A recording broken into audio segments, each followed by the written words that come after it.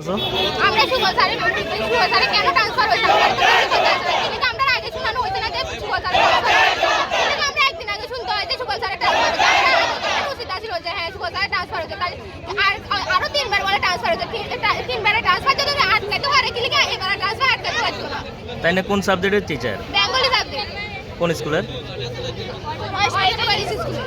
এখন তোমরা কি চাইতেছো? আমরা চাই সুবল স্যার ফিরে আসুন আমাদের ক্লাস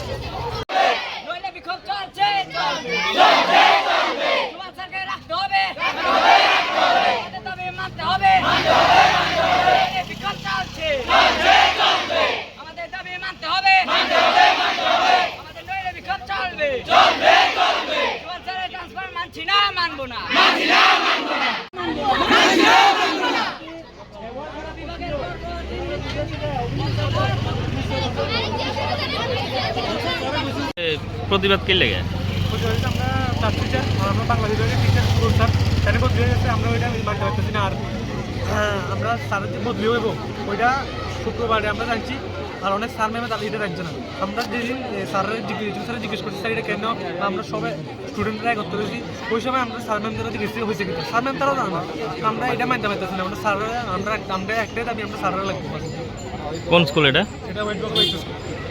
তাই না? কোন বিভাগের টিচার? বাংলা বিভাগের। তার নামটা কি? সুবল দাস। সুবল দাস।